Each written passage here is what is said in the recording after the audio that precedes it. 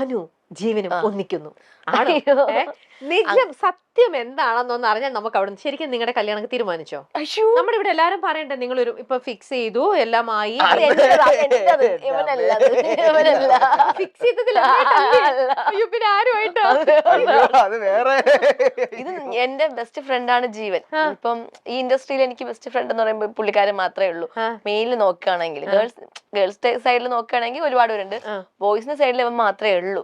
അപ്പം ഈ reel ചെയ്യുന്നതാണെങ്കിലും photoshoot ചെയ്യണമെങ്കിലും എവിടെയെങ്കിലും പോവുകയാണെങ്കിലും ഞാനും ജീവൻ ഒരുമിച്ചൊക്കെ. അപ്പം അങ്ങനെ കാണുമ്പോൾ എല്ലാവർക്കും സ്വാഭാവികമായി അങ്ങനെ ചിന്തിക്കുമല്ലോ എല്ലാവരും. അങ്ങനെ ചിന്തിച്ചാണ് ഓരോന്ന് ഇറക്കുന്നത്. പക്ഷെ അത് എനിക്ക് തോന്നുന്നത് എല്ലാരും പറയുന്നത് ഇപ്പൊ നിങ്ങൾ നമ്മളെ പറ്റിക്കാൻ വേണ്ടിയിട്ട് ഇങ്ങനെ ഫ്രെയിം ചെയ്തൊരു കഥ ഉണ്ടാക്കണതാണ്. ശരിക്കും ഒരു ദിവസം നമ്മളൊരു സുപ്രഭാതത്തിൽ ദാ അനു ജീവനും തമ്മിലുള്ള കല്യാണം തീരുമാനിച്ചു, ഇന്ന ദിവസം കല്യാണം തുടങ്ങിയ സമയം തൊട്ട് ഞാൻ സഹിച്ചോണ്ടിരിക്കുകയാണ്. എന്താടാ മോശമായി പോയി. അങ്ങനെയല്ലല്ലോ ഇപ്പോഴും പറഞ്ഞതല്ലേ ജീവൻ? അങ്ങനെ നമ്മള് നല്ല ഫ്രണ്ട്സ് ആണ്. അങ്ങനെ നമുക്ക് എനിക്കങ്ങനെ ഈ അങ്ങനെയൊന്നും തോന്നിയിട്ടൊന്നുമില്ല. അല്ല അങ്ങനെ ബെസ്റ്റ് ഫ്രണ്ട് ആണ്. ബെസ്റ്റ് ഫ്രണ്ട് മാത്രമല്ല, ഞങ്ങളുടെ വീട്ടിലൊരു മെമ്പർ പോലെയാണ്. പിന്നെ കിട്ടിയ കല്യാണം ഒരാളെ പെട്ടെന്ന് കല്യാണം കഴിക്കാൻ പറ്റുമോ? പിന്നെ നല്ല ഫ്രണ്ട് ആണ്, വീട്ടിലെല്ലാവരുമായിട്ട് ജെല്ലാവുന്നുണ്ട്, വീട്ടിൽ ഇഷ്ടമാണ്. എനിക്ക് അങ്ങനെ ആയി കഴിഞ്ഞാൽ എനിക്ക് ഇഷ്ടപ്പെടാനൊന്നും പറ്റത്തില്ല. അപ്പൊ പിന്നെ ഇത് ഒന്നും സെറ്റ് ആവാത്ത ആളെ വേണോ കല്യാണം കഴിക്കാൻ? അങ്ങനെയൊന്നുമില്ല. പിന്നെ എങ്ങനെയാ? ഇപ്പൊ എന്റെ മനസ്സിൽ അങ്ങനെ പ്രണയം അതൊന്നും ഇപ്പൊ ഇല്ല. എന്നാലും അതെന്തോ ഒരു എസ്കേപ്പിസം ആണ്. അന്ന് നീ അറിയുന്നത് അല്ല. അങ്ങനെയല്ല, അങ്ങനെ ഞാൻ ജീവൻ തമ്മിൽ അങ്ങനെയൊന്നുമില്ല. നല്ല ഫ്രണ്ട്സ് ആയിട്ട് പോവുകയാണ്. പിന്നെ അത് അസൂയപ്പെടുന്ന കുറച്ച് പേര് കാണും, അവരൊക്കെയാണ് ഇങ്ങനെ ഉണ്ടാക്കി പറയുന്നത്. ഇപ്പൊ എന്നോട് തൊട്ട് മുമ്പേ പറഞ്ഞു എന്റെ കല്യാണം വേറൊരാളായിട്ട് ഫിക്സ് ആയിരുന്നു. അത് ആൾക്കാർ എന്നെ ഉണ്ടാക്കി പറയുന്നതാ, തങ്കച്ചേട്ടനായിട്ട്. പിന്നെ വേറെ ആരൊക്കെയാണ് ഒത്തിരി പേര്, പറയാൻ പാടില്ലാത്ത ഫോട്ടോസ് ഉണ്ട്.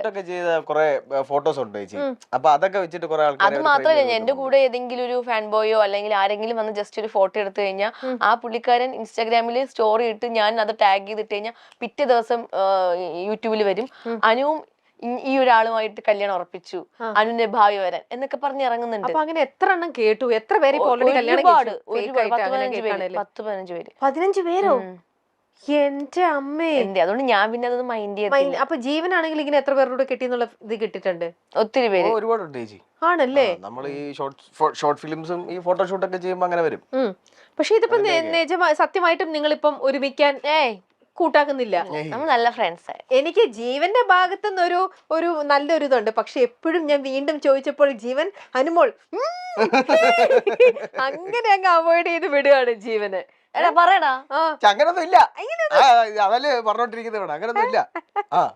ശരി, എന്നാ അങ്ങനെയൊന്നും ഇല്ലെങ്കിൽ അങ്ങനെയൊന്നും ഇല്ല, പോട്ടെ.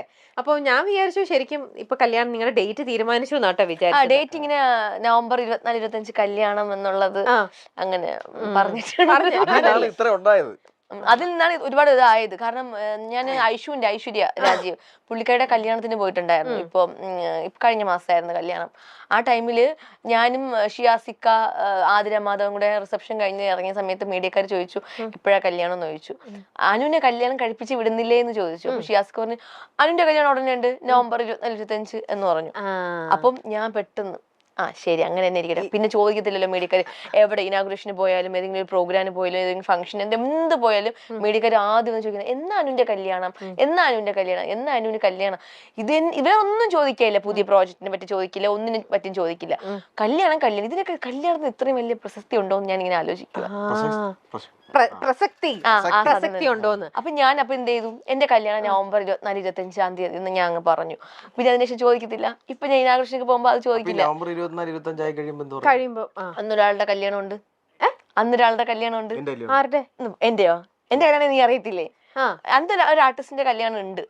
അത് ഞാൻ എന്താ പറയാ പുറത്ത് വിട്ടിട്ടില്ല. അന്ന് ആ ആർട്ടിസ്റ്റിന്റെ കല്യാണം അല്ലേ? പക്ഷെ അനുവിന്റെ കല്യാണം അല്ലല്ലോ. അല്ല. അപ്പൊ അത് കഴിയുമ്പോ അന്ന് എന്റെ അടുത്ത് മീഡിയക്കാർ ചോദിക്കും അനുവിന്റെ കല്യാണം. അന്ന് ആ ടൈം പറയും കാരണം എന്ത് പക്ഷെ ആ സംഭവം അത് സർപ്രൈസ് ആണ് ചേച്ചി. അന്ന് നമ്മൾ അടുത്ത നുണക്കഥയിലേക്ക് പോകും. ചേച്ചി അത് പൊളിക്കരുത്, സർപ്രൈസ് ആയിട്ട് വെച്ചിരിക്കുകയാണ്. അതെ അതെ അത് സർപ്രൈസ് ആണ്. അതെ അതെ പ്രേക്ഷകർക്ക് ഒരു സർപ്രൈസ് ആണ്. ഓക്കെ. അല്ല അതെ, ഇത് നാളെ അത് നീളെ എന്റെ ആകാം, വേണമെങ്കിൽ വേറൊരാളുടെ ആകാം, അങ്ങനെ നിങ്ങളുടെ തന്നെ കല്യാണം 24 25. എന്റെ പൊന്നെ, അങ്ങനെയാണെങ്കിൽ ഞാൻ എന്തെല്ലാം, എനിക്ക് സ്വന്തമായിട്ട് യൂട്യൂബ് ചാനൽ ഉണ്ട്, അതിൽ ഞാൻ പറയും ഞാൻ ഇപ്പോഴേ പർച്ചേസിങ് കാര്യങ്ങളൊക്കെ തുടങ്ങുമായിരുന്നു. ഇല്ല അങ്ങനെയൊന്നുമല്ല. അത് അതെ അതെ നവംബർ സമയം ഇനി കുറച്ച് കൂടെ ഉള്ളൂ. അപ്പൊ എന്തായാലും നിങ്ങൾ ശ്രദ്ധിച്ചോ, ഈ വരുന്ന നവംബർ 24, 25 ദിവസങ്ങളിലാണ് അനുമോളുടെയും ജീവന്റെയും കല്യാണം.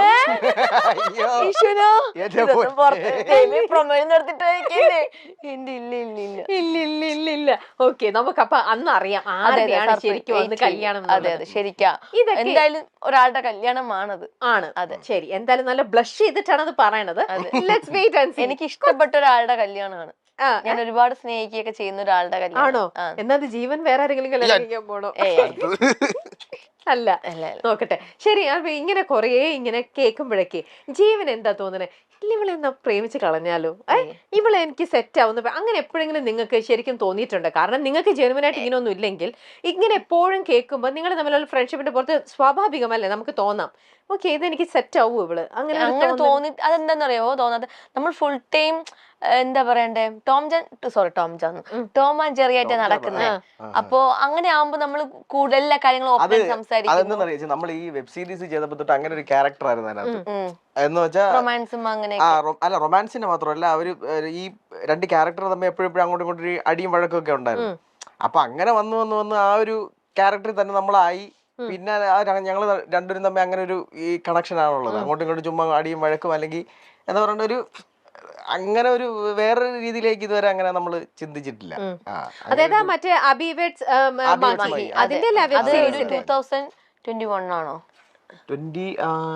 ലാസ്റ്റ് മന്ത് ആ ടൈമിലാണ് നമ്മൾ സ്റ്റാർട്ട് ചെയ്തത്. അബി മഹി അല്ല, അന്ന് ആ ടൈമിൽ അബിവേഡ്സ് മഹി ആയിരുന്നു. അത് ഒരു എനിക്കൊന്ന് ഒരു 3 ഇയർ പോയി കാണും. അത് കഴിഞ്ഞ് സ്റ്റോപ്പ് ചെയ്തു. അത് കഴിഞ്ഞ ശേഷം ഇപ്പൊ വീണ്ടും തുടങ്ങാൻ പോകും അബി മഹി. അത് ഭയങ്കര നല്ല വ്യൂവേഴ്സ് ഉള്ള ഒരു പ്രോഗ്രാം. പേര് മാറ്റി അബി മഹി. അതെ, ഓക്കെ. അങ്ങനെ അത് പ്രേക്ഷകരുടെ നിർബന്ധപ്രകാരമാണ് അതിപ്പോ വീണ്ടും തുടങ്ങുന്നത്. ആ ടൈമിൽ ഒരു ലോക്കൽ ചാനലിലായിരുന്നു ആ ഒരു പ്രോഗ്രാം പൊക്കോണ്ടിരുന്നത്. പക്ഷെ നല്ല വ്യൂസ് ആയിരുന്നു. യൂട്യൂബിനകത്തൊക്കെ 1 മില്യൺ 2 മില്യൺ അങ്ങനെ പോകുമായിരുന്നു. വെറുതെ തുടങ്ങിയതായിരുന്നു ആ പ്രോഗ്രാം. പിന്നെ അത് ആ ഒരു ചാനലിൽ നിന്നും വേറൊരു ചാനലിൽ ഡയറക്ടർ തുടങ്ങി, ഒരു പുതിയ ചാനലൊക്കെ തുടങ്ങി. അതിൽ നല്ല വ്യൂസ് ഉണ്ടായിരുന്നു. അതെ അതെ, അത് ഭയങ്കര ഹിറ്റ് ആയിട്ട് അന്ന് എല്ലാരും ഭയങ്കര ഇതല്ലേ, 2 മില്യൺ വരെയൊക്കെ എത്തിയല്ലേ. എല്ലാവർക്കും ഇഷ്ടമായിരുന്നു, എല്ലാരും കാണുന്നുണ്ടായിരുന്നു. ഭയങ്കര രസമാണ്. കാരണം നമ്മള് ഒരു വീടിനകത്ത് ഒരു ഭാര്യയും ഭർത്താവും സ്നേഹിച്ച് കല്യാണം കഴിച്ചു. അത് കഴിഞ്ഞിട്ട് പിന്നെ നമ്മൾ ഡിവോഴ്സ് ചെയ്യാൻ വേണ്ടിട്ട് നടക്കുന്നതാ. പിന്നെ ഇഷ്ടമാണ്, പരസ്പരം ഉള്ളിൽ ഭയങ്കര സ്നേഹമാണ്, പക്ഷെ നമ്മൾ പുറമെ ഭയങ്കര അടിയാണ്. അങ്ങനെയൊക്കെയുള്ള കുറച്ച് ഇമോഷണൽ ആയിട്ടുള്ളതും റൊമാൻസ് അങ്ങനെയൊക്കെ വരുന്ന ഒരു അടിപൊളി ഒരു സിക്കോം പോലത്തെ.